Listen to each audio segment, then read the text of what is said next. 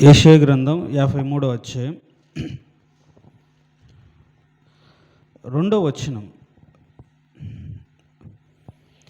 లేత మొక్క వలెను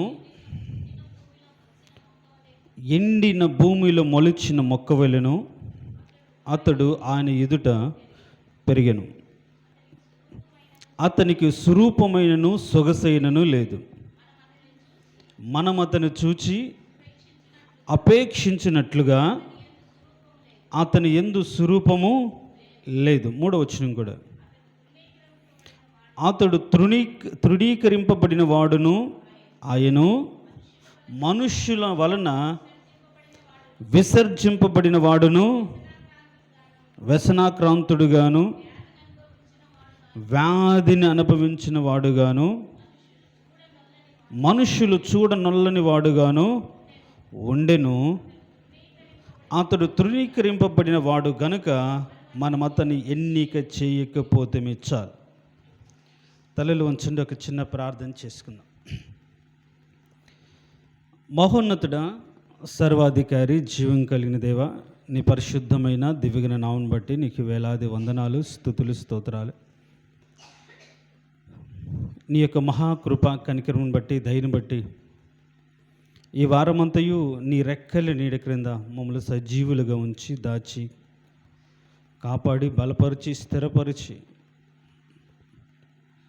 ఈ బైబిల్ స్టడీలో నీ వాక్యాన్ని మేము ధ్యానించుటకు, అర్థం చేసుకున్నట్టుకు, మా యొక్క విశ్వాస జీవితాన్ని అర్థవంతంగా కొనసాగించుటకు, లేఖనాలను పరిశోధించుటకు మీరు మాకు అనుగ్రహించిన ఈ శ్రేష్టమైనటువంటి అవకాశాన్ని బట్టి నీకు స్తోత్రం. నిలబడిన నన్ను నీ కృపలో జ్ఞాపకం చేసుకొని ఈ చదువుబడిన ఈ అధ్యాయంలో ఉన్నటువంటి శ్రేష్టమైనటువంటి మాటలు మేము అర్థం చేసుకొని మా బ్రతుకులు వాటిని అనుసరించినట్లుగా మమ్మల్ని సిద్ధము చేయమని యేసు నామమున అడిగి వేడుకుంటున్నాము తండ్రి, ఆమేన్. దేవునికి స్తోత్రం. హల్లెలూయా చెప్దాం. హల్లెలూయా. పోయిన వారం మనం ఈ యొక్క అధ్యాయాన్ని మనం అంతకుముందు వారం ప్రారంభించాం. బైబిల్లో ఉన్నటువంటి అధ్యాయాలన్నిటిలోకి ఒక శ్రేష్టమైనటువంటి అధ్యాయం ఈ యెషయా గ్రంథం 53వ అధ్యాయం అని. ఈ అధ్యాయంలో ఉన్నటువంటి మాటలు మనకి విశ్వాస జీవితాన్ని బలపరిచేవిగాను, యేసుక్రీస్తు యొక్క శ్రమలను అర్థం చేసుకోవడానికి గాను, అంత మాత్రమే కాకుండా ఈ అధ్యాయంలో తండ్రి యొక్క చిత్తం ఏంటో, ఒక వ్యక్తి తండ్రి యొక్క చిత్తాన్ని నెరవేర్చడానికి ఈ లోకంలో ఎలా పెరగాలో, ఎలా జీవించాలో, ఆ జీవించే విధానం, తండ్రి యొక్క చిత్తాన్ని నెరవేర్చడమే పరమావధిగా ఎంచినటువంటి యేసుక్రీస్తును మనకు మాదిరిగా ఉంచుకోవడానికి ఈ అధ్యాయము సహాయపడుతుంది. దాదాపుగా యేసు ప్రభువుకు ముందుగా 700 సంవత్సరాలకు ముందు, దాదాపుగా 700 సంవత్సరాలకు ముందు యెషయా గ్రంథం రాశారు. యేసుక్రీస్తు ఈ లోకానికి రాక 700 సంవత్సరాలు, యేసు ప్రభు వచ్చి ఇప్పుడు 2000 సంవత్సరాలు, అంటే దాదాపుగా 2700 సంవత్సరాల క్రితం రాయబడిన మాటలు మనం ఇప్పుడు ధ్యానం చేస్తున్నాం. చూడండి, ప్రవచనాత్మకంగా చెప్పబడిన ఏ మాట ఆకాశం గతించిన, భూమి గతించిన, ఆకాశం మారిపోయిన కానీ ఆయన మాట మాత్రం ఒక పొల్లు కూడా పోదు అని రాయబడి, తండ్రి చిత్తాన్ని నెరవేర్చడానికి యేసుక్రీస్తు ఈ లోకానికి వస్తాడు. ఆయన అనుభవించే శ్రమల గురించి యెషయా ప్రవక్తకు క్రీస్తుకు పూర్వం 700 సంవత్సరాల క్రితమే దేవుడు బయలుపరిచి ఈరోజు మనము కూడా తండ్రి చిత్తాన్ని ఎరిగి ఉంటే, ఏంటంట, తండ్రి చిత్తాన్ని ఎరిగి ఉంటే మనం ఎలా బ్రతకొచ్చో మనం అర్థం చేసుకోవాలి. ఈరోజు మన బాధలకు, దుఃఖానికి కారణం ఏంటో తెలుసా? కేవలం మన ఇష్టమే, మన కోరికనే, మనం కోరుకున్నట్లుగా బ్రతకాలనే మనకు తపన మాత్రమే మనకు బాధను, కన్నీటిని కొని తెస్తుంది.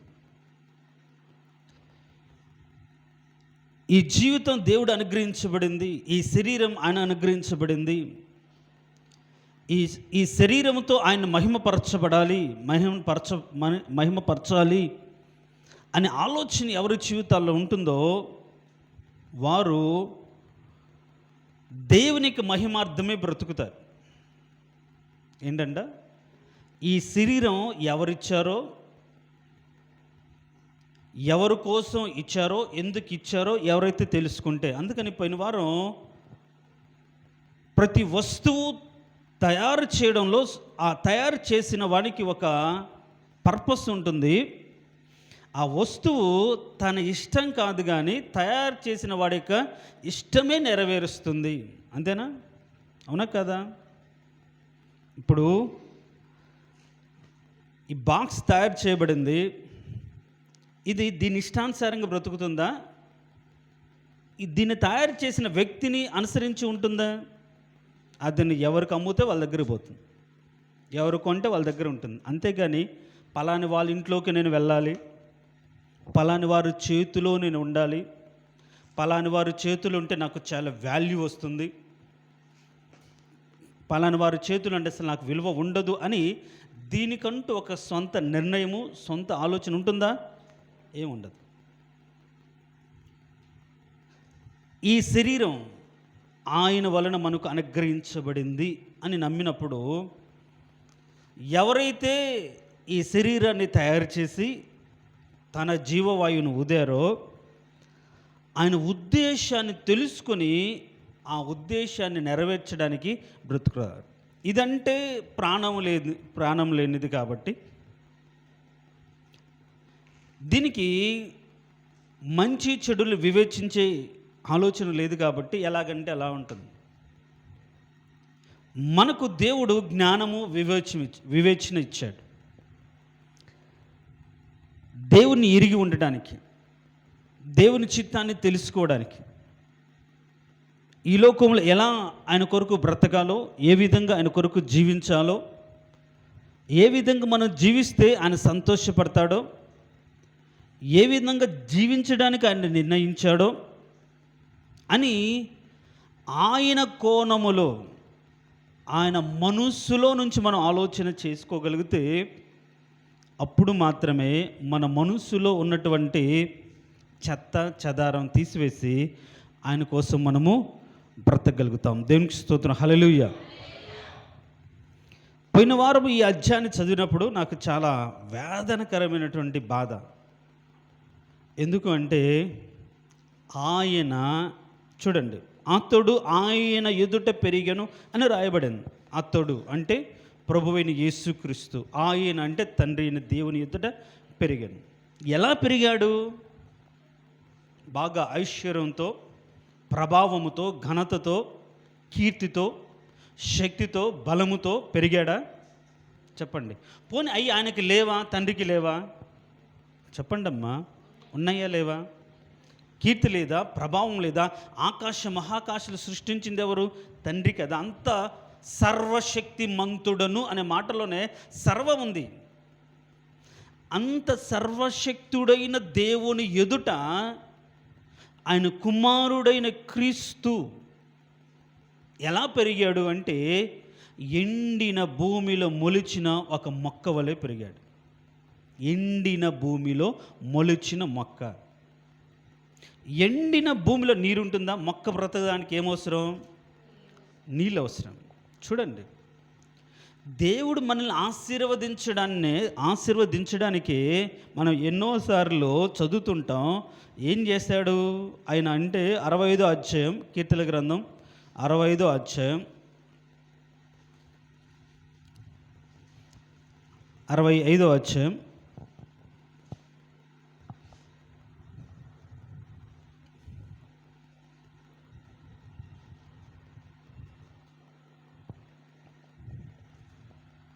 9వ వచనం చూడండి. నీవు భూమిని దర్శించి దానిని తడుపుచున్నావు, దానికి మహదైశ్వర్యము కలగజేయుచున్నావు. దేవుని నది నీళ్లతో నిండి ఉన్నది. నీవు భూమిని అట్లు సిద్ధపరిచిన తర్వాత వారికి ధాన్యము దయచేయుచున్నావు. చదవండి అమ్మా.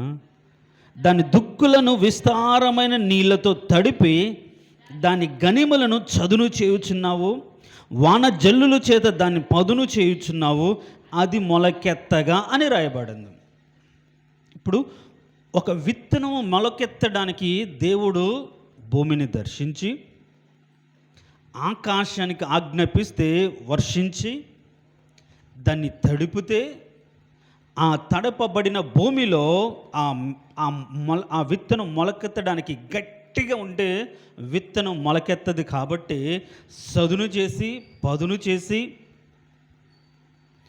అలా పదును చేయబడిన భూమిలో విత్తనం వేస్తే అది మొలకెత్తుతుంది. అంతేని ఇప్పుడు చదువుకున్న దాని యొక్క మాటల్లో భూమికి మహదైశ్వర్యం కలగచేయడానికి దేవుడు దర్శించాడు, నీళ్ళతో తడిపాడు. తర్వాత మనం చూస్తే దాని గనిమలను సదును చేశాడు, వాన జల్లుల చేత దాన్ని పదును చేశాడు. అది మొలకెత్తడానికి అన్ని రకాల వాతావరణాన్ని దేవుడు సృష్టించాడు. అలా సృష్టించాడు కాబట్టి మీరు కానీ 6వ అధ్యాయం హెబ్రీయులకు రాసిన పత్రిక 6వ అధ్యాయం ఒక మాట రాయబడింది. 7వ వచనం 6వ అధ్యాయం. ఎట్లనగా భూమి తన మీద తరచుగా కురియు వర్షమును త్రాగి ఎవరి కొరకు వ్యవసాయము చేయబడునో వారికి అనుకూలమైన పైరులను ఫలించుచు దేవుని ఆశీర్వచనము పొందును. దేవునికి స్తోత్రం. హల్లెలూయా.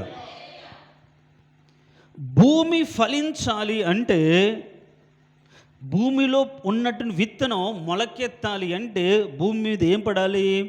వర్షం పడాలి. ఆ గట్టిపడిన నేల మెత్తబడాలి. మనం వరి నాటేటప్పుడు వరి మళ్ళను చూస్తే గట్టిగా ఉంటాయి, మెత్తగా ఉంటాయా? వరి నారు వేసేటప్పుడు ఎట్లా ఉంటాయి? ఏమత్తా మీరు వెళ్ళలేదా ఏంటి నారేయడానికి? మెత్తగా నీరు పెట్టి తొక్కి పదును చేసి మెత్త చేసి బురదలో దిగి నాటుతాం, నారేస్తాం. అలా నాటిన నారు అది భూమిలో నిలబడి ఆ సారాన్ని పీల్చుకొని బలం పొందుకొని పెరుగుతుంది. ఇప్పుడు అంత శక్తి దేవునికి ఉంది. భూమిని దర్శించి దానికి మహదైశ్వర్యం కలగచేయడానికి వాన జల్లులతో నింపి పదును చేసి నీటితో పదును చేసి మొలకెత్తడానికి కావలసిన వాతావరణం అంతా కూడా దేవుడు ఇస్తే అలాంటి నేలలో పడిన విత్తనం మొలకెత్తితే దాన్ని దేవుడు ఆశీర్వదించాడు. కానీ దీనికి టోటల్గా రివర్స్ ఉందా? మనం చదివిన 53వ అధ్యాయంలో ఎండిన భూమిలో అని రాయబడింది. ఇప్పుడు మొక్క విత్తనం కాదు, మొక్క. ఇప్పుడు మనం కూడా నార అనేది మొక్క, విత్తనం వేసేది జనరల్గా చెప్పండి. వరి నారు అనేది విత్తనమా మొక్కలా? నార అంటే అంకురం, చిన్న చిన్న మొక్కలు. నార అంటే అంత సైజు ఉంటుంది అనుకోండి. అది బురదలో నీటిలో నాటుతాం. ఎండిన నేలలో నాటుతారా? లేదు. ఇప్పుడు ఈయన గురించి, ప్రభు అయిన యేసుక్రీస్తు గురించి రాయబడిన మాట, ఎండిన భూమిలో మొలచిన మొక్క తనంతట తాను పెరగడానికి తనంతట తాను ఎక్కడ మొలిచాడు? ఎండిన భూమిలో. సో ఈ భూమిని దర్శించేది ఎవరు? దానికి మహోదైశ్యాన్ని కలగచేసేది ఎవరు? దేవుడు, తండ్రి అయిన దేవుడు. కానీ దర్శించాడా? వాన కురిపించాడా? ఏమీ ఇవ్వలేదు. ఏమీ లేనివాడా దేవుడు? సమస్తం ఉన్నవాడు కదా, ఏదైనా చెడుకు సమర్థుడు కదా. కానీ ప్రభు అయిన యేసుక్రీస్తు విషయంలో ఆయన ఏంటి అంటే, ఆయనను ఎండిన భూమి అంటే నీరు సారము లేకుండా, అంటే ఎలాంటి అవకాశం, ఎలాంటి ఆదరణ, ఎవరి యొక్క ఆదరణ నోచుకోలేనటువంటి స్థితిలో యేసు ప్రభు ఈ లోకానికి వచ్చాడు. దేనికి స్తోత్రం, హల్లెలూయా. ఎవరు ఆదరించారు యేసు ప్రభువును? ఎవరు ఆదరించలేదు. ఎవరు కూడా ఆయన వైపు స్థలము లేదు, చేర్చుకోలేదు. సత్రములో స్థలము లేకపోతే ఎక్కడ పెట్టారు? పశువుల పాకలో, పశువుల తొట్టిలో పడుకోబెట్టారు. పడుకోబెట్టడానికి సత్రంలో స్థలం లేక పశువుల తొట్టిలో పడుకోబెట్టారు. గడ్డి అటు ఇటు వేసే తొట్టిలో. చూడండి, ఆ రోజు ఒకవేళ ఆమె గర్భిణితో ఉండి, అమ్మ ఒక గంట ప్రసవించే వరకు కాస్త సాయం చేయండి. ఈ రోజుల్లో మనం బస్సులలో ప్రసవించిన వాళ్ళు చూస్తూ ఉంటాం, ట్రైన్లలో ప్రసవించే వాళ్ళు, జర్నీలో ఒకవేళ హాస్పిటల్కి వెళ్తూ ఉన్నప్పుడు ఒకవేళ నొప్పులు కలిగిన వాగానే అక్కడ ఉన్న స్త్రీలు కాస్త ఇనిషియేట్ తీసుకొని మానవత్వం కలిగి అక్కడ వాళ్ళని దింపివేసి ఆ కానుపు చేసిన సందర్భాలు మనం చదువుతూ ఉంటాం. అంటే ఆ రోజుల్లో కనీసం మానవత్వం లేదు, కనీసం మానవత్వం. అరే నిండు చూలాలు కనపొద్దులై ఉంది, ఇంకా ఆమె వేదన పడుతుంది, కాస్త తోడుగా ఉందాం, కాస్త సహాయపడదాం. కోర్స్ వాళ్ళు నజరేతు నుంచి అక్కడికి వచ్చారేమో, ఒకవేళ పేరు అక్కడ ఉంది కాబట్టి, స్వస్థలం బెత్తలేము కాబట్టి యేసోపతి పేరు రాయించుకోవడానికి, జనసంఖ్య రాయించడానికి వచ్చాడు. పాపం సొంత ఇల్లు లేకపోవచ్చు, ఒకప్పుడు ఆయన ఊరు, ఇప్పుడు కాదు. కానీ అక్కడ ఉన్న వాళ్ళు బంధువులు, స్నేహితులే కదా, పూర్వీకులు. ఇప్పుడు పలానా వాళ్ళు ఎవరంటే వాళ్ళ నాన్న వాళ్ళ తాత ఈ ఊరే, ఇక్కడ ఉన్న వాళ్ళే, అందుకని ఇక్కడికి వచ్చారు, మన మధ్యకు వచ్చారు మనకు చెప్తుంటారు. ఒకవేళ ఏదో ఊరికి వెళ్ళిన వాళ్ళు, హైదరాబాద్లోకి వెళ్ళి అక్కడ ఉన్న వాళ్ళు సంవత్సరం 2 ఏళ్ళ తర్వాత 10 ఏళ్ళ తర్వాత ఎవరైనా వస్తే వాళ్ళని ఏమంటారు? పలానా వాళ్ళ అబ్బాయో పలానా వారు అని అంటాం కదా. వారిని బట్టైనా సరే కనీసం పలకరిస్తాం కదా. అయితే కోర్స్ ఆ టైంలో ఆ బంధువులందరికీ తెలిసి ఉండొచ్చు ఏమని, మరియా వాళ్ళిద్దరూ ప్రదానం చేసుకున్నారు కానీ పెళ్ళి చేసుకోలేదు, మరి ఎందుకు గర్భవతిగా మారిందో తెలియదు అని. ఒకవేళ అవమానకరమైన పరిస్థితులు మేము చేర్చుకుంటే ఆ నింద పలాని వారిని చేర్చుకున్నామని మా వాళ్ళు అంటారేమో, ఎవరు కూడా చేర్చుకోలేదేమో. చూడండి, అంటే యేసు ప్రభు ఈ లోకానికి వచ్చే విషయంలో ఎండిపోయింది. అంటే ఎలాంటి సారం, కనీసము మొలవడానికి, నిలబడడానికి, బలం పొందుకోవడానికి శక్తి కూడా లేనటువంటి స్థితిలో యేసు ప్రభు అయిన దేవుడైన చిన్నపిల్లవాడే కదా, చిన్నపిల్లవాడే అని కదా ఏ రోజు చంపడానికి చూశాడు. మనం పురాణాల్లో చెప్పినట్లుగా పుట్టినప్పుడే లేచి ఏ రోజుని చంపేట్లాంటి కాకమ్మ కథలు ఏం లేవుగా. యేసు ప్రభును బ్రతికించుకోవడానికి వాళ్ళు ఏం చేశారు? పరుగున మళ్ళీ ఐగుప్తు దేశానికి వెళ్ళిపోయారు. అంటే బాలుడుగా ఉన్నప్పుడు, అంటే ఎవరు కూడా తనకు సహాయం చేయలేని స్థితిలో, బంధువులు సహాయం చేయలేదు, పరిస్థితులు సహాయం చేయలేదు, ఈ లోకం ఆయన చేత సృష్టించబడిన ఆయనకు స్థలము లేకుండా పోయింది. మనం ఆయన చేత కలగ చేయబడిన వారమైనా సరే ఆయన చేర్చుకోలేకుండా పోయాము. కారణం ఏంటంటే ఆయనలో ఏమీ లేదంటే ఎలాంటి గొప్ప ఘనత, మహిమ లేదు. ఒకవేళ అదే టైంలో ఆయన రాజు కుమారుడుగా ఒకవేళ రాణి అయి ఉంటే మరియమ్మ చేర్చుకోరా? చెప్పండి. మరియమ్మ కానీ రాణి అయి ఉంటే ఆ రోజుల్లో, యేసు రాజు అయి ఉంటే చేర్చుకునేవాళ్ళు కదా. అసలు క్యూ కట్టేవాళ్ళు, మా ఇంటికి రండి, మా ఇంటికి రండి. కారణం ఏంటి? మేము మహారాజుకు జన్మనిచ్చాం, మహారాణికి మేము చేర్చుకున్నాం, మా ఇంట్లోనే పుట్టాడు. ఆమె జనసంఖ్య రాయించుకోవడానికి నొప్పులు రాగానే మేము చేర్చుకున్నాం, మా ఇంటికి తీసుకెళ్ళాం, మా ఇంట్లోని పుట్టాం అని గొప్ప కోసం ఎంతమంది చేర్చుకునే వాళ్ళు. కానీ యేసు ప్రభును ఎవరూ చేర్చుకోలేదు, మరియమ్మను ఎవరూ చేర్చుకోలేదు. ఎండిన భూమిలో మొలిచిన మొక్క. చూడు, ఎవరికి ఆదరణ, ఎవరికి ప్రేమ, ఎవరికి సహాయము, ఎవరికి తోడ్పాటు ఏమీ లేనివాడుగా యేసు ప్రభు ఈ లోకానికి వచ్చాడు. ఇప్పుడు ఆయన ఏమీ లేనివాడుగా వచ్చాడు. మరి ఆయన తండ్రి ఏమీ లేనివాడా? చెప్పండి. మరి ఎందుకు వచ్చాడు యేసు ప్రభు అలాంటి స్థితిలో? ఎందుకు వచ్చాడు అలాంటి స్థితిలో? ఈరోజు మనం చాలామంది అనుకునే మాట ఏంటంటే, మనం నమ్మిన దేవుడు గొప్పవాడు, బలవంతుడు, ఆదరణ కలిగించేవాడు, సమస్తం చేయగలిగిన వాడు, అయినా నా జీవితంలో ఈ కార్యం ఎందుకు చేయలేదు? దేవుడు నాకు ఎలాంటి ఎండిపోయిన స్థితులు నా బ్రతుకులు ఎందుకు కలగచేశాడు? నా బ్రతికేంటి ఇలా ఎండిపోయింది? సమాధానం ఎండిపోయింది, శాంతి ఎండిపోయింది, ఆదరణ ఎండిపోయింది, ఎవరి సహాయం ఎండిపోయింది, నా బ్రతుకు ఎలాంటి స్థితులు నన్ను ఉంచాడేంటి ప్రభు అని ప్రతి ఒక్కరు కూడా కృంగిపోతూ బాధపడుతూ ఉంటారు. అలాంటి వారికి ఆదరణ కలిగించడానికి ఈరోజు నేను ఒక మాట చెప్పాలనుకున్నాను. నువ్వు ఎండిపోయిన స్థితిలో ఉండినా దేవుని యొక్క చిత్తంలో ఉన్నావు. దేవునికి స్తోత్రం, హల్లెలూయా. ఏంటంట? ఎండిపోయిన అంటే స్థితిలో ఉండినా, ఎండిపోయిన నేలలో నువ్వు మొలిచిన ఎవరి చిత్తంలో ఉన్నావు? దేవుని చిత్తంలో ఉన్నావు. దేవుని చిత్తంలో ఉంటే గొప్ప ఏంటంటే, సారము లేకపోయినా, పరిస్థితులు అనుకూలించకపోయినా పెరగడానికి మాత్రం శక్తి మాత్రం దేవుడే ఇస్తాడు. దేవునికి స్తోత్రం, హల్లెలూయా. అంటే లోక సంబంధంగా మనకు ఎవరికి సహాయం లేకపోయినా, ఎవరికి తోడ్పాటు లేకపోయినా, ఎవరి ఆదరణ మనకు లేకపోయినా, ఎవరు మనల్ని చేర్చుకోకపోయినా, ఒకవేళ మనం అలాంటి పరిస్థితులు పెరగాల్సి వస్తే, పెరగడానికి భూమిలో నీరు లేదు, సారం లేదు, మరి ఎలా పెరుగుతుంది? ఎలా పెరుగుతుంది మొక్కలు? మనం చూస్తాం, కరువులో విత్తనం వేసి ఆ సంవత్సరం 100 ఫలం ఇస్సాకు పొందుకున్నాడని రాయబడింది కదా. కరువులో ఎండిపోయిన నేలలు విత్తనం వేస్తే దానికి సారం ఎవరిచ్చారు?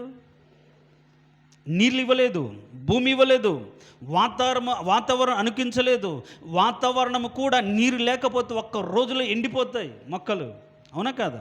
ఒక్క రోజు నీళ్ళు పోయకపోతే ఎండిపోతాయి. అలాంటి భయంకరమైన ఎండలో, ఎండిన నేలలో, తేమలేని ప్రదేశాల్లో పెరగడానికి కావలసిన శక్తి భూమి అంటే ఈ లోకం ఇవ్వలేదు, లేక లోకంలో మట్టి అంటే పరిస్థితులు ఇవ్వలేదు, బంధువులు ఇవ్వలేదు, రక్త సంబంధికి లేదు. అలాంటి పరిస్థితుల్లో మాత్రం పెరగడానికి మాత్రం శక్తి మాత్రం ఎవరిచ్చారంటే దేవుడే ఇస్తాడు. దేవునికి స్తోత్రం, హల్లెలూయా. ఒకవేళ నువ్వు ఎండిన నేలలో ఉన్నట్టు మొక్కలాగా ఉన్నావేమో, ఎవరు నీకు సహాయము చేయట్లేదేమో, కానీ సారం ఇక్కడి నుంచి రాదు, దేవునిలో నుంచి వస్తుంది. దేవునికి స్తోత్రం, హల్లెలూయా.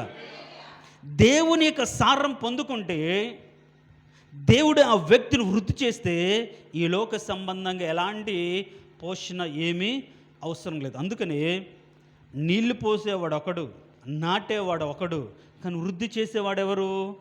దేవుడే. వృద్ధిని కలగచేసేవాడెవరు? దేవుడే. సో వృద్ధిని కలగచేయడానికి కొన్నిసార్లు దేవునికి ఏం అవసరం లేదు? మట్టిలో ఉన్న నేల అవసరం లేదు, అంటే మట్టిలో ఉన్నా సరే సారం అవసరం లేదు. మట్టిలో ఉన్నటువంటి ఖనిజ లవణాలు అంటారు కదా, అవన్నీ ఏమి అవసరం లేదు, ఎరువు అవసరం లేదు. కానీ దేవుని తన శక్తి చేత ఎండినటువంటి భూమిలో మొక్కను ఏం చేస్తాడు? పెంచగలడు. దేవునికి స్తోత్రం, హల్లెలూయా. అది నువ్వు దేవుని చిత్తానికి లోబడి నువ్వు బ్రతకగలుగుతావు. ఇప్పుడు ఇలాంటి పరిస్థితులు యేసు ప్రభు పెరగడానికి, బ్రతకడానికి ఆశ ఏంటి? మనం ఎలా పెరగాలనుకుంటాం? ఎలాంటి వాతావరణంలో పెరగాలనుకుంటాం? సుఖంగా, సంతోషంగా, బైబిల్లో చెప్పబడినట్టుగా ఆకు వాడక తన కాలమందు ఫలమిచ్చు చెట్టు వలె, ఎట్లా నీటి కాల ఓర నాటబడిన మొక్క వలె. అంతే కదా మన ప్రార్థనలు. ఎప్పుడు నీరు రావాలి, ఆకు వాడక తన కాలమందు. ఇంకా యెషయా గ్రంథంలో చూస్తే అసలు చింత నొందదు, కాపు మానదు. ఇలా మన బ్రతుకుల్లో కాపు మానకుండా, చింత లేకుండా, ఎప్పుడూ అంటే నీటి ఓర నాటబడే చెట్టు వల్ల ఎప్పుడు పచ్చగా ఉండాలని ఆ నీటి దగ్గర ఉంటాం. ఒకవేళ అది కాదనుకోండి దేవుని చిత్తం, ఇప్పుడు చెప్పండి, నువ్వు నాటబడిన స్థితి నీటి కాలను ఓరణ కాదు. శ్రమలు, అగ్ని, నిందలు, బాధ, ఇరుకు, ఇబ్బంది, అలాంటి పరిస్థితులు దేవుడు నిన్ను నాటాడు. ఇప్పుడు నాటిన వాడెవరు చెప్పండి? నాటిన వాడెవరు? దేవుడు. యేసుక్రీస్తు అలాంటి పరిస్థితులను అనుమతించిన వాడెవరు? దేవుడుగా. ఆ పరిస్థితుల్లో తను అప్పగించుకున్నాడు యేసు ప్రభు. గ్రంథపు చుట్టలో రాయబడినట్లుగా నేను వచ్చి తిని. ఏంటి? నీ చిత్తము నెరవేర్చుటకు నేను వచ్చి తిని అంటాడు. నీ చిత్తము నెరవేర్చుటకు నేను, అంటే దేవుని చిత్తం నెరవేర్చుట అనేది అందరి జీవితంలో ఒకలాగా ఉండదు. అర్థమవుతుందా? అందరి జీవితంలో ఒకలాగా ఉండదు. దావీదు ద్వారా దేవుడు తన చిత్తాన్ని ఒకలాగా నెరవేర్చుకున్నాడు. యోబు ద్వారా తన చిత్తాన్ని ఒకలాగా నెరవేర్చుకున్నాడు. సమూయేలు ద్వారా, దానియేలు ద్వారా, ఇట్లా మనం చూస్తే పరిశుద్ధులైన వారి జీవితాల ద్వారా ఒక్కొక్కరిని ఒక్కొక్క రకంగా దేవుడు వాడుకున్నాడు తప్ప అందరికి ఒకే రకంగా వాడాడా? చెప్పండి అమ్మా. వాళ్ళేది. అంటే తన చిత్తాన్ని నెరవేర్చుకోవడానికి ఈ లోకంలో ఒక్కొక్కరిని ఒక్కొక్క పద్ధతిలో, ఒక్కొక్క వాతావరణంలో వారిని పెంచి పోషించి తన చిత్తాన్ని నెరవేర్చుకున్నాడు. అయితే ఇప్పుడు మనం చదివిన ఈ లేఖన భాగాల్లో యేసు ప్రభు దేవుని చిత్తమే నెరవేర్చడానికి వచ్చాడో, అయితే ఆయనకు ఎలాంటి వాతావరణము అనుకూలించిందా? లేదు. కానీ తనలో ఆశ ఏంటి? తన బ్రతుకేంటి? తన కోరిక ఏంటి? ఆయన కోరిక ఏంటి? నీ చిత్తము నెరవేర్చుటకు నేను వచ్చాను. ఆయన ఇప్పుడు ఆ మాటను పట్టుకోండి. ఆయన చిత్తం ఏంటి? ఆ మాటను పడిస్తే ఎండిన నేలలో పెరగడం ఆయన చిత్తం. అవునా కదా? చెప్పండి అమ్మా. ఇప్పుడు నీ చిత్తం అన్నప్పుడు తండ్రి తన ఇష్టానుసారంగా ఆయన్ని ఎక్కడ నాటాడు? ఎండిన నేల. ఎండిన నేల అంటే ఎవరు యొక్క ఆదరణ నోచుకోలేని స్థితి. సొంత ఊరు, రక్త సంబంధికులు, బంధువులు ఎవరు చేర్చుకోలేదు. సో తెలిసిన కూడా కొందరు చంపాలని చూశారు. ఒకవేళ పెరుగుతున్నప్పటికీ, ఆయన తను తాను ప్రత్యక్షపరుచుకున్నప్పటికీ కూడా తృణీకరించారు. వడ్లవాని కుమారుడు కాదా, మన మధ్యలో పెరిగిన ఈయన క్రీస్తు ఎట్లా అవుతాడు అనేది తృణీకరించబడ్డ. ఎవ్వరూ కూడా ఆయన స్వస్థతలు చేసిన, అద్భుత కార్యాలు చేసిన, చనిపోయిన వారిని లేపిన, గాలి తుఫాన్లు గద్దించిన, నిమ్మలపరిచిన, 4 రోజులు అయిపోయిన లేపిన, ఎన్నో ఆశ్చర్యకాలు కళ్ళ ఎదుట చూశారు. కానీ ఈయన మెస్సీ అని ఎవరు కూడా ఆయనను అంగీకరించలేదు.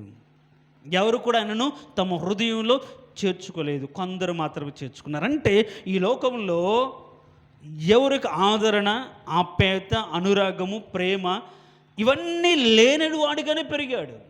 ఒకవేళ ఈరోజు మనం అలా పెరుగుతున్నాం అనుకోండి, ఆ స్థితి కల్పించింది ఎవరు? చెప్పండి. ఆ స్థితి కల్పించింది ఎవరు? నోటిది చెప్పండి. దేవుడేగా. అంటే నీవు ఒకరి చేత తృణీకరించబడ్డావు, ఒకరి చేత నిందించబడ్డావు, ఒకరి చేత నీవు అంటే ఏంటి ఇంకొక రకంగా ఆదరించబడిన స్థితిలో ఉన్నావు. కానీ ఈ స్థితిని కల్పించింది ఎవరు? దేవుడే.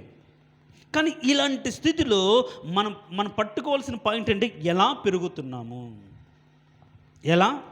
అంటే ఇప్పుడు ఆయన సరే అతడు ఆయన ఎదుట పెరిగాను అన్నాను కదా, పెరిగాడా తరిగాడా? పెరిగాడు. ఇప్పుడు పెరగడానికి ఏం కావాలి? నీళ్ళు కావాలి, మట్టి కావాలి, సారం కావాలి. కానీ యేసు ప్రభు పెరిగాడు. ఇప్పుడు ఆ పెరుగుదలను ఇచ్చేది ఎవరంటే దేవుడు. వృద్ధి కలగచేవాడు దేవుడు, వృద్ధిని కలిగించేవాడు దేవుడు. కాబట్టి ఇలాంటి పరిస్థితుల్లో మనం అర్థం చేసుకోవాల్సిన అంశం ఏంటంటే, దేవుని చిత్తాన్ని నెరవేర్చడానికి మన చుట్టూ ఏమీ లేని పరిస్థితుల్లో మనం మనల్ని పోషించగలిగి, సంరక్షించగలిగి, కాపాడగలిగి, పెంచగలిగినటువంటి దేవుడు. దేవునికి స్తోత్రం. హల్లెలూయా. యేసు ప్రభు జీవించిన రోజుల్లో యేసు ప్రభును చంపడానికి చాలామంది ప్రయత్నించారా లేదా? ఆయన పట్టుకొని దేవాలయం పైకి తీసుకెళ్లారా లేదా? కొండ మీదకి తీసుకెళ్లారా లేదా? త్రోసి చంపాలనుకున్నారా లేదా? ఎవరైనా చేయగలిగారా? లేదు. దేవుని కాపుదల ఉందా? మనుషుల చేతులు పడనిచ్చాడా? లేదు. అందరూ ఏదో ఒక విధంగా కించపరచాలని చూశారు. ఆయనతో వెంబడిస్తున్న వాళ్ళు కూడా ఆయన మీద నెపాలు మోపాలని చూశారు. కానీ భయపడ్డాడా? లేదు. పెరుగుతూనే అంటే చాలామంది స్వార్థంగా ఆయన చంపడానికి కుట్రపడినారు, అసూయతో కుట్ర చేశారు.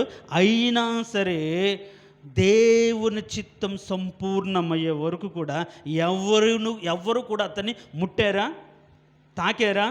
ఏమీ చేయలేకపోయారు. ఏమైనా చేశారా? లేదు. అంటే ఇప్పుడు ఈయనకు అండ ఎవరైనా ఉన్నారా? పోనీ ఆయన తరపున యుద్ధం ఎవరైనా చేశారా? ఏంటి మా యేసు ప్రభు నువ్వు అంటారేంటని శిష్యులు ఏ రోజైనా కత్తి పట్టుకొని, అంటే బాహలాగా ఈ రోజున్న సేవకులు ఏం చేస్తారు, సెక్యూరిటీ గార్డ్స్ ఉంటారు, ముందు వెనక అని పోతున్నారండి తోస్తూ ఉంటారు, రావద్దు రావద్దు దాని మీద పడొద్దు మీరు అని సెక్యూరిటీ గార్డ్స్ ఉండి తోస్తూ ఉంటారు. పెద్ద పెద్ద సెలబ్రిటీస్ ఉన్నటువంటి సేవకులను చూస్తే ఎవరి దగ్గరికి రానియరు, ఆయన పిలిస్తే రావాలి. అలా ఆయనకు వ్యతిరేకంగా ఉంటే ఈ రోజుల్లో సంఘస్థులు వాళ్ళ కౌంటర్ ఇచ్చి మనం చూస్తాం, వాళ్ళని తిట్టే వాళ్ళు కొందరు, వాళ్ళతో యుద్ధం చేసే వాళ్ళు కొందరు పాస్టర్లు అయితే ప్రైవేట్ రౌడీస్ ఉన్నారు, వెళ్ళి కొట్టేచ్చే వాళ్ళు కొందరు. అలాంటి సైన్యమైన యేసు ప్రభువుకుందా? ఏమీ లేదు. కానీ ఎవడైనా ఏమైనా చేయగలిగాడా? ఎప్పటి వరకు? తండ్రి చిత్తం వరకు. ఎవరేం చేయగలిగారు? ఎవరు ఏం చేయరు. అంటే ఏంటి? దేవునికి కాపుదల ఉందా? ఉంది. ఉందా లేదా? ఉంది. భయపడ్డా ఎవరికైనా? మనుషులకు భయపడ్డా? లేదు. మనుషులకు భయపడలేదు. మనుషుల మీద ఆధారపడ్డా? లేదు. మనుషుల మీద ఆధారపడలేదు. కానీ దేవుని ఎదుట ఆయన పెరిగాడు. ఇప్పుడు మన ఆత్మీయ జీవితాన్ని ఈ మాటకు అన్వయించుకోగలిగితే, ఈ మాటను మనం అన్వయించుకోగలిగితే, మనం నమ్మిన దేవుడు సమస్తము చేయుటకు సమర్థుడే, కానీ కొన్ని చేయడు, కొన్ని ఇవ్వడు. అర్థమవుతున్న మాటలు? కొన్ని చేయడు, కొన్ని ఇవ్వడు.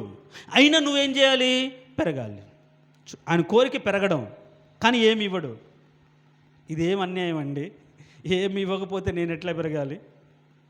అంటే భౌతిక సంబంధమైన అవసరాల మీద కాకుండా ఆత్మ సంబంధమైన అభివృద్ధి నీలోకి వచ్చేటట్లుగా, నువ్వు దేవుని వైపు నువ్వు పెరగటట్లుగా ఆయన ఏం చేస్తాడు? ఆత్మ బలాన్ని దేవుడు నీకు ఇవ్వగలుగుతాడు. కాకపోతే మనం ఏం కోరుకుంటామంటే భౌతిక సంబంధమైన అవసరాల కోసమే దేవునికి వచ్చి ఆ విధంగా అభివృద్ధి పొందాలి. అవి లేకపోతే కృంగిపోవడం, అవి లేకపోతే దిగులు పడడం, అవి ఇవ్వకపోతే దేవుని మీద సనగడం చేస్తుంటా. కానీ ఇక్కడ యేసు ప్రభు ఏ రోజైనా సరే ఇంతగా వ్యతిరేకంగా మనుషులున్నా, చంపాలని చూసినా, తన పుట్టుకలో తనకి ఏమాత్రం గౌరవం లేకపోయినా, గొప్పవాడిగా తను బ్రతకపోయినా, ఎవరు ప్రేమించకపోయినా, ఎవరు దగ్గరకు రాకపోయినా, ఏ రోజైనా తండ్రిని ప్రశ్నించారు, ప్రభువా నేను నీ కుమారునైతే పరలోకంలో నీతో కూడా సమానంగా ఉండే భాగ్యం అక్కడ ఉంటే దాన్ని వదిలిపెట్టుకుని వచ్చిన, కనీసం ఈ లోకంలో కనీసం పరువు లేదు, కనీసం గౌరవం లేదు, కనీసం నాకు ఉండడానికి ఇల్లు లేదు, సొంత వాళ్ళు ప్రేమించలేదు, ఇలాంటి స్థితి నాకు ఎందుకు కలగజేస్తావని ఏ రోజైనా అడిగాడా? మనం ఎన్నిసార్లు అడిగింటాం? ఎన్నిసార్లు అనింటాం? చెప్పండి. ఎన్నిసార్లు అనింటాం? మన బ్రతుకు మీద విరక్తి కలిగినప్పుడు కూడా ఎన్నిసార్లు దేవుడి మీద సనిగి ఉంటాం? బైబిల్లో దేవదూషణ అని ఒకటి ఉంటుంది. వాస్తవానికి దేవదూషణ చేస్తే వాళ్ళని రాళ్లతో కొట్టి చెప్పాలంట, తెలుసా? దేవదూషణ చేస్తే రాళ్లతో కొట్టి చంపాలి. ఇప్పుడు ఆహాజు ఆ యొక్క అతని పేరు నాబోతు ద్రాక్ష తోటను ఆమె ఆక్యుపై చేసినప్పుడు ఆమె మీద మోపిన నేరం ఏంటంటే దేవుని దూషించాడు, రాజుకు వ్యతిరేకంగా మాట్లాడు. ఈవెన్ యేసు ప్రభు మీద కూడా మోపిన నేరం ఏంటో చెప్పండి? దేవదూషణ. దేవుని తను సమానంగా అంటున్నాడు అని దేవదూషణ. మేము విన్నామని చెప్పిన ఒక మాట చెప్తే చాలు, పబ్లిక్ ఎవరైనా దేవుని దూషించారంటే చాలు, ధర్మశాస్త్ర ప్రకారంగా వాళ్ళని ఏం చేయాలి? రాళ్లతో కొట్టి చంపాలి. దూషించిన, సనిగిన దేవునికి నచ్చదు. మనం మరి సమస్తము చేయగలిగిన దేవుడై ఉండి ఏమి ఇవ్వకపోయినా, తనకు తెలుసు తన దేవుడు ఎలాంటి వాడో, ఎంత గొప్పవాడో, ఎంత శక్తివంతుడో, ఏమి చేయగలడో, ఏమి ఇవ్వగలడో అన్నీ తెలిసినా ఇవ్వలేదు అంటే ఒక ఉద్దేశం ఉంది. అర్థమవుతుందా? ఏంటో నా మాటలు వినండి. ఏందో ఆడుకుంటున్నారు. ఎందుకంటే ఈరోజు చాలామందికి లేని దాన్ని బట్టి బాధపడుతున్నారు, దిగులు పడుతున్నారు, కృంగిపోతున్నారు. దాంట్లో దేవునికి పరమార్థం తెలుసుకోగలిగితే దేవుని చిత్తాన్ని జరిగిస్తారు. లేకపోతే లేని దాని గురించి ఆరాటపడుతూ నాకు ఇది ఇవ్వలేదు, ఇది ఇవ్వలేదు, ఇది ఇవ్వలేదు, ఇది ఇవ్వలేదు అనుకుంటుంటారు. ఎందుకు ఇవ్వలేదు? దేవుని చిత్తం ఏంటి? అలాంటి పరిస్థితి ఎలా ఉండాలో మన ఆత్మీయతను మనం కట్టుకోవాల్సిన టైం కదా. అని అన్నీ ఇవ్వగలిగిన స్థితిలో ఉండి దేవుని ఇవ్వలేదు. మనం చదువుకున్నాం, ఒక విత్తనం మొలకెత్తాలంటే దేవుడు దర్శించాలి, వానజల్లులతో తడపాలి, పదును చేయబడాలి, మెత్తన చేయబడిన తర్వాత అలాంటి దాంట్లో విత్తనం వేస్తే అక్కడ మొక్క నాటితే అది మొలకెత్తుతుంది. కానీ దేవుడు యేసు ప్రభువును ఎండిన నేలను మొలిచిన మొక్క వలె పెరగడానికి ఆయన పంపాడు. అన్నీ తెలిసి కూడా ఆ మొక్కను యేసుప్రభు అక్కడ నాటాడు. నేను అంటున్న పాయింట్ ఏంటంటే, దేవుడు ఇవ్వగలిగి ఉండి కూడా నీ బ్రతులు కొన్ని ఇవ్వట్లేదు అన్నా, చేయగలిగి ఉండ కొన్ని చేయట్లేదు అన్నా, ఒకవేళ నువ్వు ఆరాటపడినా అవి ఆలస్యమైనా, నీవు దేవుని చిత్తంలో ఉన్నావని గ్రహించి, దేవా ఇలాంటి పరిస్థితుల్లో నేను నీకు ఏ విధంగా నీ చిత్తాన్ని జరిగించాలో నాకు తెలియచేయనే ఆలోచన బ్రతుకులో ఉంటే, దేవుడు నిన్ను ఏం చేస్తాడు? ఎవరి ఆదరణ ఉన్నా లేకపోయినా దేవుడు నిన్ను వృద్ధిలోకి తీసుకొని వస్తాడు. కాబట్టి ఆయన ఉన్నాయి కాబట్టి ఇవ్వాలనే రూలు లేదు. అర్థమవుతుందా? మీరు అడిగాడు కాబట్టి దేవుడు అన్నీ చేయాలని లేదు. అయితే నేనే ఉంటున్నానంటే, సరే ఇలాంటి పరిస్థితులు కలగజేయడానికి కారణం ఏంటో ఒక కారణం ఉంటుందిగా. దేవుడు ఇవ్వకుండా ఉండడానికి ఒక కారణం ఉంటుంది కదా. ఆ కారణాన్ని ఏంటో, దేవా నేను ఈ స్థితిలో ఉండడానికి గల కారణం ఏంటి, నాకు అన్ని వేడుగా ఉండడానికి గల కారణం ఏంటి, ఏమి పొందలేకపోవడానికి గల కారణం ఏంటి అని నీవు ఆ పరిస్థితుల్లో తండ్రి చిత్తాన్ని తెలుసుకోగలిగితే నువ్వు నిశ్చింతగా ఉండగలుగుతావు, ఆ చిత్తాన్ని నెరవేర్చగలుగుతావు. దేవునికి స్తోత్రం. హల్లెలూయా. చాలామందికి నచ్చట్లేదేమో ఈరోజు వాక్యం. ఎందుకంటే ఏంది, అన్నీ కావాలనే కదా మనం దేవుని దగ్గరికి వచ్చాం. ఇవ్వకపోయినా అణిగి మణిగి ఉండాలని చెప్తున్నాడండి రవి అని అనుకుంటున్నారేమో. ఏమి ఇవ్వాలో, ఎప్పుడు ఇవ్వాలో, ఎందుకు ఇవ్వాలో తెలిసినటువంటి దేవుడండి. మన ఆరాటపడితే కాదు, ఆశపడితే కాదు. మనం చదివిన ఈ లేఖన భాగాల్లో అతడు ఆయన ఎదుట పెరిగిన, ఆయన ఎవరు? సర్వశక్తి కలిగిన దేవుడు కదా, సర్వోన్నతమైన దేవుడు కదా, సమృద్ధి కలిగిన దేవుడు కదా, సమస్తము చేయగలిగిన దేవుడు కదా. కానీ ఎలా పెరిగాడు? ఎండిన నేలను మొలిచిన మొక్క వలె పెరిగాడు. అంటే మన జీవితాల్లో కూడా కొన్నిసార్లు కొన్ని పరిస్థితుల్లో ఇలాంటి పరిస్థితి గుండా మనం వెళ్ళినప్పుడు మనము నీటిని బట్టి ఎండిపోకూడదు. ఈ లోక సంబంధమైన భౌతికమైన ఆశీర్వాదాలు పొందుకున్న దాన్ని బట్టి మనం గొప్పగా ఉండడం కాదు, ఇవ్వకపోయినా. అందుకనే మన బాహ్య పురుషుడు కృషిస్తున్న అంతరంగ పురుషుడు దేవునికి బలం పొందుకొని శక్తిమంతులుగా దేవుని ఎదుట మనము పెరగాలి. మనం బలం పొందుకోవాల్సింది భౌతికమైన సంబంధం ఆశీర్వాదాలతో కాదు, ఆత్మ సంబంధమైనటువంటి శక్తిని మనము కలిగి ఉండాలి. దేవునికి స్తోత్రం. హల్లెలూయా. అయితే ఇక్కడ ఇంకొక మాట, ఇంకా చాలా దారుణమైన మాట. అదేంటి అంటే, ఇప్పుడు ఆయన ఎదుట ఎలా పెరిగాడు అనే దానికి ఫస్ట్ మనం చూస్తే అతనికి ఏమి లేదు, స్వరూపమైనను సొగసైనను లేదు. ఏం లేదంట అంటే స్వరూపము లేదు, సొగసు అంటే ఏంటి చెప్పండి అమ్మా? అందం. ఏం లేదు, అందం లేదు. ఇప్పుడు ఆకర్షణ అని దేని మీద ఆధారపడి ఉంటుంది? అందమే కదా.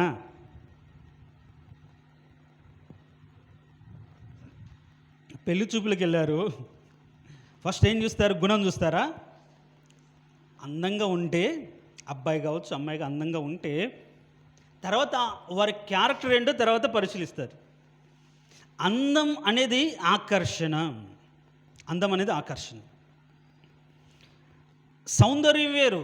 సౌందర్యం అంటే ఈ అందానికి ఎక్స్ట్రాగా అలంకరించుకుంటే దాన్ని సౌందర్యం అంటారు. అర్థమవుతుందా? ఈ అందానికి మన కలిగిన ఇప్పుడు డ్రెస్ వేసుకొని కాస్త రెడీ అలంకరించుకుంటే అన్నీ పెట్టుకుంటే దాన్ని సౌందర్యం అంటారు. ఇప్పుడు యేసు ప్రభు తను ఎలాంటి స్థితిలో పెరిగాడు అంటే, ఎవరో కూడా ఆయన చూసి ఆకర్షించే స్థితిలో ఉన్నాడా? లేడు. ఏం లేదు, అందము లేదు, ఏం లేదు, ఒక రూపం కూడా లేదు. స్వరూపం రూపం అనేదానికి ఇప్పుడేంటి, రూపం అనేది ఎలా ఉంటుంది అంటే మనకు కలిగినటువంటి ఆస్తి అంతస్తు ఒక రూపం, అంతేనా? మనం కలిగిన దాన్ని అంటే ఇక్కడ స్వరూపమైన సొగసు అనే దాన్ని నేను ఎలా చెప్తున్నాను, ఏ విధంగా అర్థం చేసుకోవాలంటే, స్వరూపము అంటే ఒక రూపము. అది ఏ రూపము? బాహ్య రూపమే కాదు, ఒకవేళ ఈ లోక సంబంధమైన కలిగి ఉన్న ఏ రూపం ఆయనకు లేదు. మంచి బిల్డింగ్ ఉందా? లేదు. మంచి పెద్ద కుటుంబమా అంటే పేరున్న కుటుంబమా? కాదు. ఏమీ లేదు ఆయనకు, ఎలాంటి అందము లేదు. అంటే ఇప్పుడు వాస్తవానికి యేసుప్రభు అలాంటి వాడా? ధవలవర్ణుడు, రత్నవర్ణుడు, 10,000లో అతి కాంక్షణీయుడు అన్నాం కదా. అన్నారా లేదా? పాడారా లేదా? చెప్పండి అమ్మా. ఇప్పుడు స్వతహాగా ఆయన కురూపి అంటే ఏ రూపం లేనివాడా? చెప్పండి తల్లి. కాదుగా. 10,000లో కాంక్షణీయుడు, 10,000 మంది ఆయన అంత స్వరూపం, అలాంటి రూపం. ధవలవర్ణుడు తెల్లగా దగ్గ మెరిచిపోయేటువంటి అపరంజి వంటి పాదాలు, లేకుంటే ఆయనకు శరీరము నీలమయంగా ఉన్నటువంటి, లేకుంటే రత్నభూషితమైన కరములు గలవాడు అని మనం ఎన్నో పాటలు పాడతాం. ఆయన ఆయన రాస్తాడు, ఎంతో సుందరుడమ్మ తాను అనే పాటలో ఆయన గురించి ఎన్ని వర్ణనలు ఉంటాయి. అంత సౌందర్యం ఆయనకు ఉంది, ఉందా లేదా? ఉంది. అంత ప్రభావం ఆయనకు ఉంది, అంత శక్తి ఆయనకు ఉంది. కానీ తండ్రి యొక్క చిత్తాన్ని నెరవేర్చడానికి సమస్తాన్ని కోల్పోయి వచ్చాడు. దీనికి స్తోత్రం, హల్లెలూయా. ఈ రోజుల్లో మనకు నచ్చనిది ఏంటంటే ఏదైనా వదులుకోవడం. అర్థమవుతుందా? మనకు నచ్చనిది ఏంటి అంటే ఏదైనా వదులుకోవడం మనకు నచ్చదు. ఇంకా అది పెరగాలని కోరుకుంటాం, ఇంకా అభివృద్ధి పొందాలని కోరుకుంటాం. అనేకులు చూసి అబ్బా వాళ్ళ జీవితం చూడండి ఎంత ఇదిగా ఉందని మనం కోరుకుంటాం.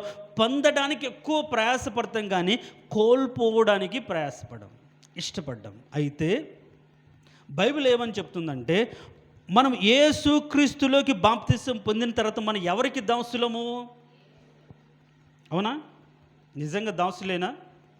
ఇప్పుడు దాసుడు అంటే ఏంటంటే సొంత నిర్ణయం లేనటువంటి వాడు. ఫస్ట్ తనకంటూ సొంత నిర్ణయాలు. మీలలో ఎవరికైనా నాకు సొంత నిర్ణయం లేదు అనుకుంటే వాళ్ళు మాత్రమే క్రీస్తుకు దాసులు. నాకు ఇలా ఉండాలి, నేను అలా ఉండాలి, నా బిడ్డలు ఇలా ఉండాలి, ఇలా కోరుకున్న వాళ్ళు దేవుని యొక్క దాసులు కారు. దాసుడు అంటే స్వతంత్రుడు కాడు, సొంత నిర్ణయాలు లేవు. అంటే ఒక యజమానుని యొక్క దయాదాక్షిణాల మీద ఆధారపడేవాడు దాసుడు. ఇప్పుడు పౌలు ఏమంటే నేను క్రీస్తు దాసుడను అంటాడు. క్రీస్తుకు దాసుడను కాబట్టి ఆయన పని మాత్రమే తన బ్రతుకులో నెరవేర్చడానికి ప్రయాసపడ్డాడు. యజమానుడైన తండ్రి యొక్క చిత్తాన్ని ఆయన నెరవేర్చడానికి ప్రయాసపడ్డాడు. అందుకని ఇప్పుడు ఆయన దాసుడిగా ఈ లోకానికి వచ్చాడు. అంటే ఆయన మహిమ స్వరూపాన్ని, శక్తి, ప్రభావాన్ని మొత్తం కూడా కోల్పోయి రిక్తుడిగా, ఏమీ లేనివాడుగా మనుష్యుని రూపంగా పుట్టి దాసుని యొక్క స్వరూపం ధరించుకుని. ఎవరైనా సరే ఒక లేబర్ను, ఒక దాసుని, ఏమీ లేని వాడిని ప్రేమించలేరు, వాడిని ఇష్టపడలేరు. పడతారా? మనం ఇష్టపడాలి, మన సహవాసం చేయాలి, మనం మాట్లాడాలంటే మనకు ఒక రేంజ్ కదా, మన రేంజ్ ఉండాలి. నేను మాట్లాడాలంటే దానికి తాహత ఉండాలి, ఒక స్తోమత ఉండాలి. నేను ఎలా అంటే అలాంటి వాళ్ళతో మాట్లాడను, ఎలాంటి అంటే అలాంటి వాళ్ళతో స్నేహం చేయను. ఒక తల్లి చెప్పిందంట, ఆ కాలేజీలో ఇష్యూ అయింది, గొడవ పడ్డాడు. ఎందుకురా అంటే వాడిని పక్కన కూర్చున్నాడని, రే నువ్వు ఇక్కడ కాదు కూర్చుని పోయి అక్కడ కూర్చోపన్నాడంట. ఎందుకురా, నేను డిగ్రీ కదంటే, లేదు నువ్వు వేరు వేరు, నువ్వు వేరు మేము వేరు. అంటే మీ కులం వేరు మా కులం వేరు, మీది అగ్రవర్ణం, మేము అగ్రకులం, మా వాళ్ళందరూ ఇక్కడ కూర్చుంటారు, మీరు ఇక్కడ కూర్చోడానికి లేదు. చూడండి, కులం, మతం, వర్ణం, కలర్. మనం చూస్తే నీగ్రోస్ అంటే తెల్ల శ్వేత జాతులు. మనం కానీ మన దక్షిణాఫ్రికా కానీ అమెరికా వెళ్ళామనుకోండి, వర్ణం అంటే కలర్ని బట్టి విలువ. డబ్బును బట్టి, హోదాను బట్టి చేర్చుకోవడాలు ఇలా ఉంటాయి. మనం ఒకరితో అంటే ఒకరిని అపేక్షించాలన్నా, ఒకరితో స్నేహం చేయాలన్నా, ఒకరితో ప్రేమించాలన్నా, ఒకరితో మాట్లాడాలన్నా సరే మనం ఏం చూస్తామంటే చాలా జనరల్గా వాడు మనవాడా కాదా, మన తాకతకు తగ్గట్టుగా ఉన్నాడా లేదా, ఇవన్నీ చూస్తాం. కానీ అన్నీ ఉన్నా ఆయన ఏం చేశాడు మొత్తం. అందుకని ఆ మాట ఫిలిష్తీయులకు రాసిన పత్రికలో ఉంటుంది చూడండి. ఫిలిప్పీయులకు రాసిన పత్రిక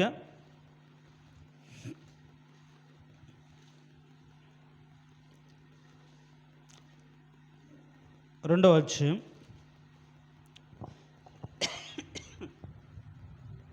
తెలుసు కదా, 5 నుంచి చదవండి.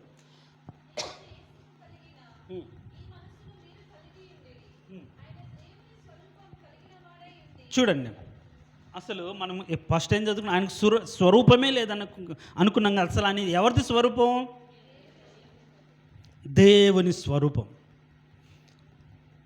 అంటే ఆయన సర్వశక్తి కలిగిన దేవుడు. అసలు ఆయన సన్నిధిలో మనుషులు ఆయన రూపాన్ని చూడలేరు, అంత మహిమ కలిగిన దేవుడు. అలాంటి స్వరూపం ఆయన. ఆ మాట అక్కడనే పెట్టుకొని మీరు కానీ అది పక్కన కొలొస్సీయులకు రాసిన పత్రికలో ఆయన శక్తి సామర్థ్యాలని కానీ మనం చదివితే చూడండి, 15వ వచనం 1:15లో ఆయన అదృశ్య దేవుని స్వరూపోయి సర్వ సృష్టికి ఆది సంభూతుడై ఉన్నాడు. ఏంటంట? అదృశ్య దేవుని స్వరూపం కలిగిన వాడు. ఈ సర్వ సృష్టికి ఆది సంభూతుడు. అంతమంది కాకుండా ఆకాశమందున్నవి, భూమి అందున్నవి, దృశ్యమైనవి కానీ అదృశ్యమైనవి కానీ, అవి సింహాసనములైన, ప్రభుత్వములైన, ప్రధానులైన, అధికారులైన సర్వం ఆయన యందు సృజించబడెను. సర్వం ఆయన ద్వారానే, ఆయనను బట్టి సృజించబడెను. ఆయన అన్నిటికంటే ముందున్నవాడు, ఆయనే సమస్తమునకు ఆధారభూతుడు. చూడండి, దేవునికి స్తోత్రం, హల్లెలూయా. ఆయన ఎలాంటి స్వరూపం? దేవుని స్వరూపం. సమస్త సృష్టికి ఆయనే మూలం, ఆయన ఆధారం. అలాంటి స్వరూపాన్ని ఇప్పుడు చూస్తే మనం చదివిన మాటలు ఏం లేదు, ఆయనకు స్వరూపము లేదు అన్నాడు. అంటే ఒకప్పుడు లేకుండా ఉందా? ఇప్పుడు లేకుండా ఉండడానికి కాదుగా. అంటే దేవునికి చిత్తాన్ని నెరవేర్చడానికి ఆ స్వరూపాన్ని, ఆ గొప్పతనాన్ని, ఆ ఘనతను, ఆ మహిమను కోల్పోయి తను తగ్గించుకొని వచ్చాడు. కారణం ఏంటి?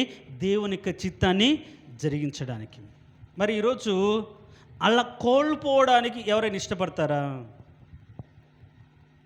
అలా కోల్పోవడానికి ఎవరైనా ఇష్టపడతారా? దేవుని కోసం నష్టపోవడానికి, దేవుని కోసం వదులుకోవడానికి. ఒకవేళ ఈరోజు దేవుడిని పిలిచి ఆ రోజు ఆ వ్యక్తిని కూడా, డబ్బున్న ధనవంతుని, అన్నీ బాగానే ఉన్నాయి కానీ అన్నీ వదిలిపెట్టి నన్ను వెంబడించంటే అతను మిక్కిలి ధనవంతుడు కాబట్టి వ్యసనపడుతూ వెళ్ళిపోయాడు.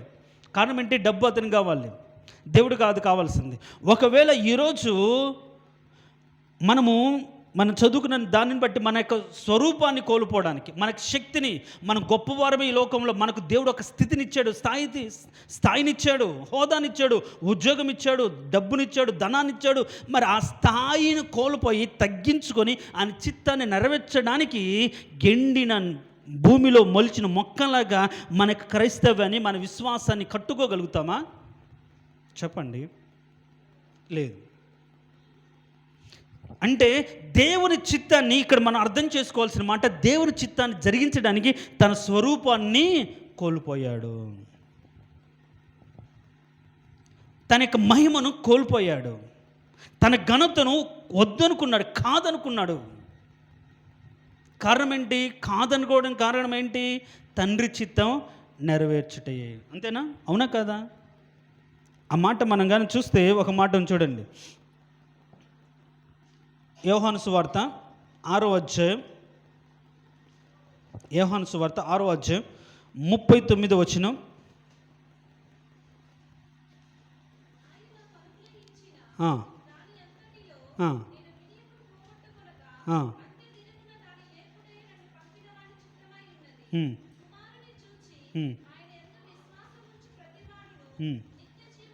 ఆరు 39 అమ్మ. నా ఇష్టం నెరవేర్చుటకు రాలేదు కానీ లేకుండా 38 నా ఇష్టము నెరవేర్చుకున్నట్టుకు రాలేదు, నన్ను పంపిన వాని చిత్తము నెరవేర్చుటకి నేను పరలోకము నుండి దిగి వచ్చి తిని. చాలు, ఈ మాటను మీరు పట్టుకుని అర్థం చేసుకోండి. ఇప్పుడు ఆయనకు స్థితి అర్థం ఉందా లేదా, ఆయన స్థాయి తెలుసా లేదా చెప్పండి. రెఫరెన్స్లు చెప్తానేమో మునిగి ఇంక అదే చదువుతూ ఉంటారు. ఇంటికాడ చదువుకోరా బైబిల్ మీరు? చెప్పండి, ఇక్కడే సమయం దొరుకుద్దా? అంత బిజీగా ఉన్నారా? చదివినప్పుడు అది వచ్చిన చూడండి, దాని పక్కన పెట్టి నా మాట వినండి. నేను చెప్పేది బైబిల్ ఉంటేనే కదా చెప్పేది, ఉందా లేదని పరిశీలిస్తూ చదువుతున్నారా ఏంటి? కాదుగా. ఇంకా అదే చదువుతూ చెప్పిన మాటలు వినట్లేదు. ఇంకా బైబిల్ మూసేయండి, ఒక్కరు పెట్టండి చాలు. మీరు మాటలు వినకపోతే ఇంకా ఏం గుర్తుంచుకుంటారు? మీరు చదువుతూ ఉన్నారనుకోండి, చదువుతున్నప్పుడు మన ఆలోచనలు వస్తాయి, ఆలోచనలు గుర్తుండి నేను చెప్పిన మాటలు మీకు చెవునెక్కవు. అర్థమవుతుంది నా మాటలు? నేను చెప్పినప్పుడు మీరు చదువుతూ ఉన్నారనుకోండి, చదువుతున్నప్పుడు ఆలోచనలు వస్తాయి రావా? చెప్పండి అమ్మా. మీ ఆలోచనలు వచ్చినప్పుడు అవే మీకు జ్ఞాపకం ఉంటాయి. వాటి గురించి ఆలోచిస్తుంది తప్ప బయట నుంచి స్వరం గురించి వినిపించదు. అందుకని బైబిల్ అందరూ మూయండి దయచేసి. అందరూ పెద్దవాళ్ళందరూ బైబిల్ మూసిపెట్టండి. పెన్నులు ఉంటే రాసుకోండి, లేకుంటే నేను రాసుకుని రెఫరెన్స్లు ఇస్తాను. ఇంక తలలు ఉంచుకొని ఇంకా ఎదుగుతూ ఉంటారు, ఇంకా ఆలోచిస్తూ ఉంటారు, ఇంకా చూస్తూ ఉంటారు. నేను చెప్పేది ఎటుపోతుందో. తర్వాత ఏం చెప్పారంటే అయ్యా బాగా చెప్పాడు, ఏం చెప్పాడు అంటే బాగా చెప్పాడు. అది జరిపేద్దా? బాగా చెప్పాడు, ఏం చెప్పాడు? బాగా అనే మాట, ఆ మాటే చెప్పానా? చెప్పండి అమ్మా. నోరు బయటట్టు వాకింగ్ చెప్తూనే ఉన్నాను కదా. ఇప్పుడు నేను చెప్పే మాట ఏంటంటే పరలోకము నుండి వచ్చిందని యేసుప్రభు అన్నాడు. అంటే పరలోకంలో ఆయన స్థానం ఆయనకు తెలియదా? చెప్పండి. తెలుసు. ఆయన స్థాయి ఆయనకు తెలియదా? ఆయన అధికారం ఆయనకు తెలియదా? ఆయన మహిమ ఆయనకు తెలియదా? ఆయన శక్తి సామర్థ్యం ఆయనకు తెలియదా? తెలిసి ఇప్పుడేం చేశాడు? తండ్రి చిత్తం నెరవేర్చడానికి వాటిని పక్కన పెట్టి వచ్చాడు. ఈ లోకంలో నువ్వు నిజంగా దేవుని ఎరిగితే నీ గొప్పతనాలు, నీ డబ్బు, ధనము, నీ స్వచిత్తము, నీ ఇష్టము, నీ ఆలోచన అన్నీ పక్కన పెట్టి దేవుని చిత్తం నెరవేర్చడానికి వాటిని కోల్పోవడానికి సిద్ధపడాలి. వాటిని వదిలిపెట్టాలి. వాటిని వదిలిపెట్టినప్పుడు దేవుని చిత్తాన్ని జరిగిస్తాం.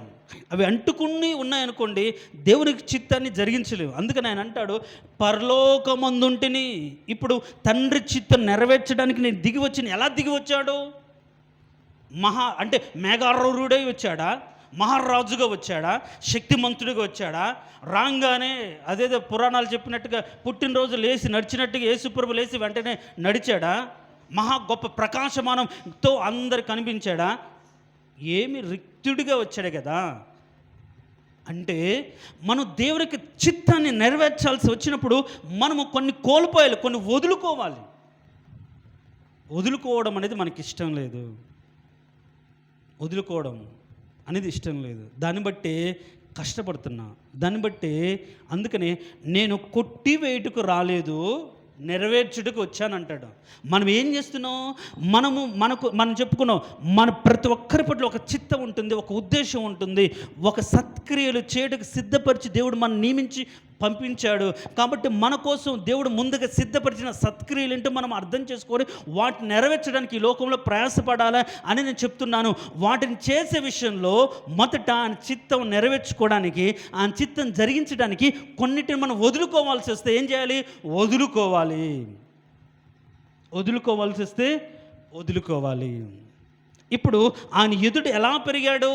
స్వరూపం లేనివాడిగా పెరిగాడు, ఎలాంటి అందం లేని వాడిగా పెరిగాడు. కానీ ఆయన ఏంటి?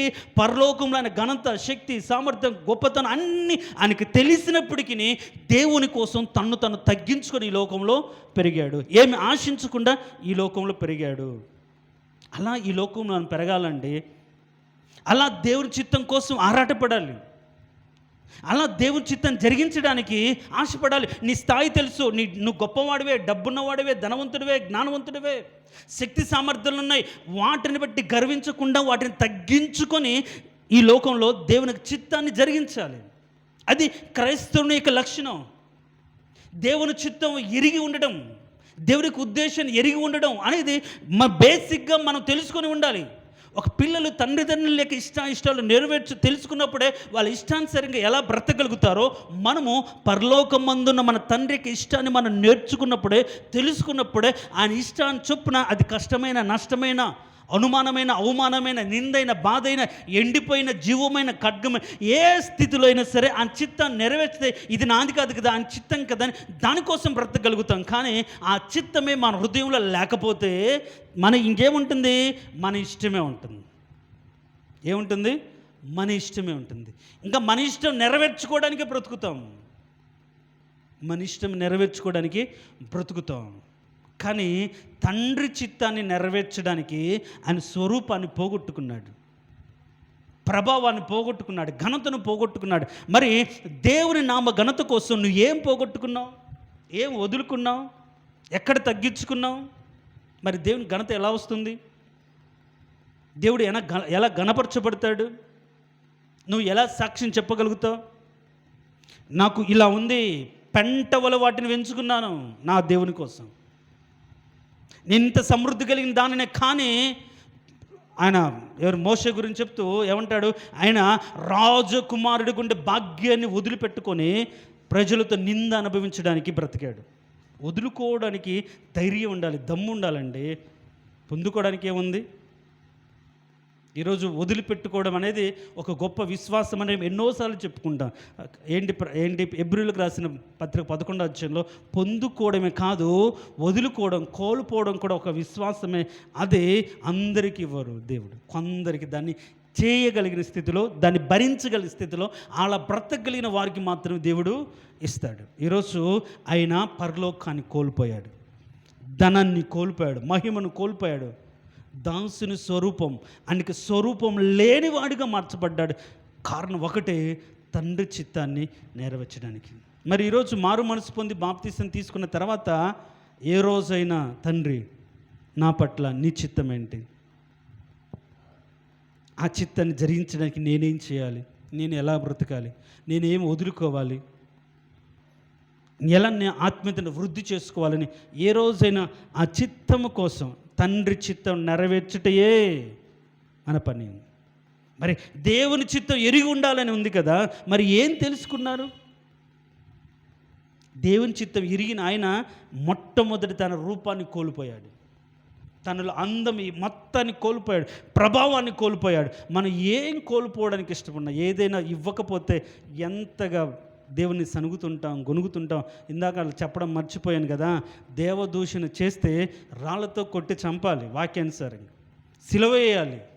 మరి ఎన్నిసార్లు దేవుని దూషించుంటాం, ఎన్నిసార్లు దేవుని గొనిగి ఉంటాం, సనిగి ఉంటాం.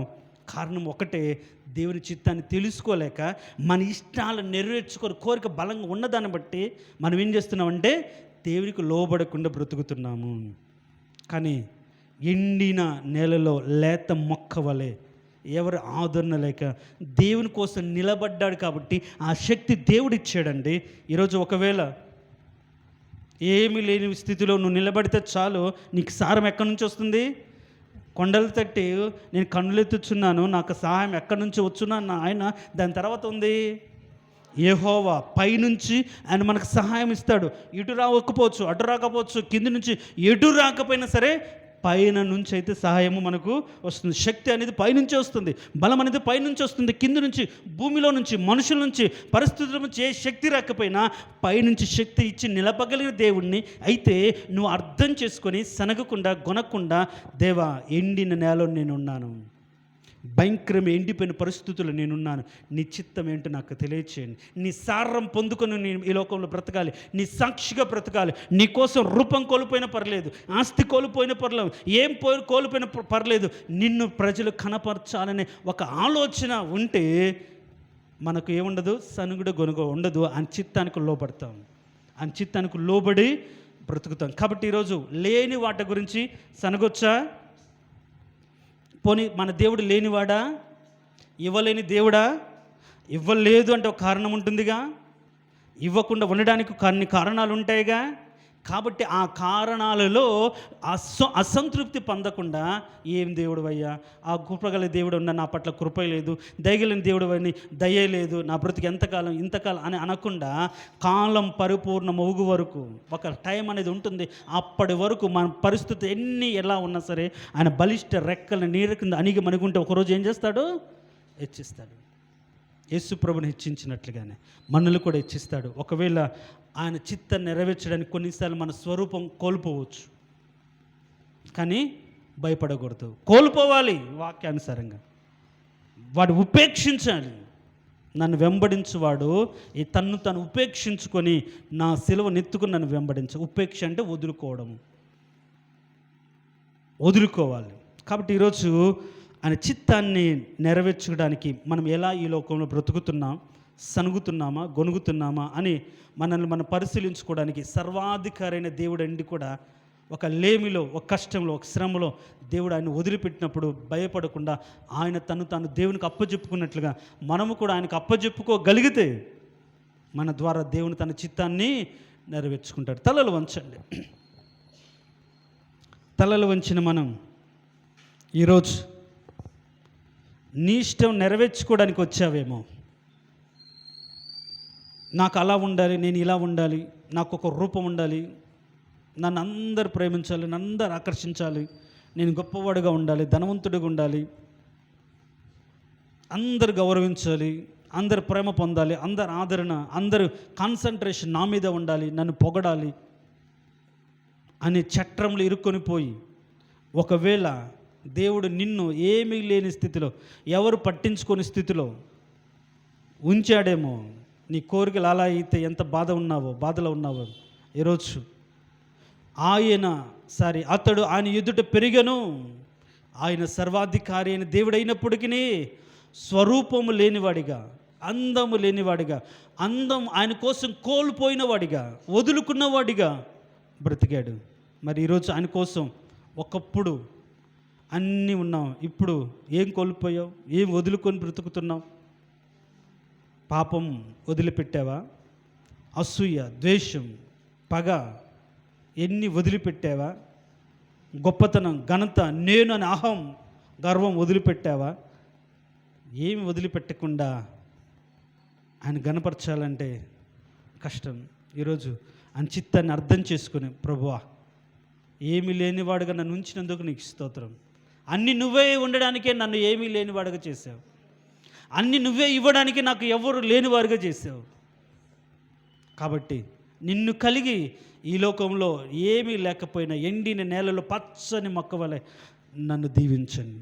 నీ వలన సారం పొందుకున్న వ్యక్తిగా ఈ లోకంలో బ్రతకాలి. నీ వలన బలం పొందిన వ్యక్తిగా ఈ లోకంలో బ్రతకాలి. నీ ద్వారా సారం పొందిన వ్యక్తిగా, నోరంతల ఫలం పొందిన వ్యక్తిగా ఈ లోకంలో జీవించాలి. అలాంటి కృప, అలాంటి శ్రేష్టమైనటువంటి ఆత్మ సంబంధన వివేచన నాకు దయచేయండి అని ప్రార్థన చేస్తే ఎంత మంచిది. ప్రార్థన చేసుకుందాం.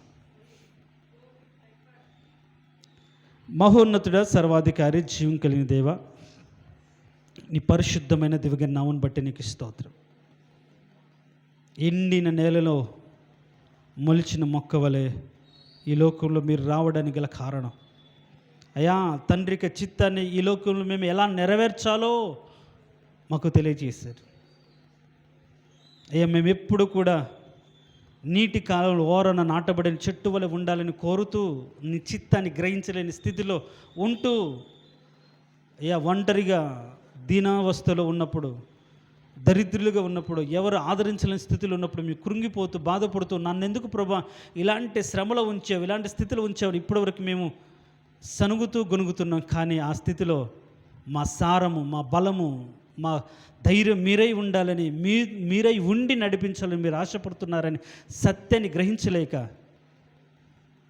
నీ చిత్తాన్ని నెరవేర్చి అలాంటి పరిస్థితులను నడిపిన దేవుడు, నిలిపిన దేవుడని సాక్షాత్కరంగా నిలబెట్టాలని మీరు కోరుకున్నప్పటికీ నీ చిత్తాన్ని గ్రహించలేక ఇప్పటివరకు మేము బ్రతికాం. దయతో మమ్మల్ని క్షమించండి. ఇక మీదటి నీ ఎదుట నీ కోసం ఏమి వదులుకోవడానికైనా సరే, రూపం కోల్పోవడానికైనా సరే, అందం కోల్పోవడానికైనా సరే, ఎవరు అపేక్షించలేని స్థితిలో ఉన్నా సరే, నీ చిత్తం, నీ ఉద్దేశం, నెరవేర్చే భక్తి మాకు ఇవ్వండి తండ్రి. ఒకవేళ మా ఇష్టాలు ఇక్కడ నెరవేర్చుకుంటే ఏం లాభం ప్రభువా? నీ చిత్తం నెరవేర్స్తేనే కదా పరలోకంలో మా కిరీటం ఉంటుంది, జీవ కిరీటం ఉంటుంది, ఉన్నతమైన స్థితి సామర్థ్యం ఉంటుంది.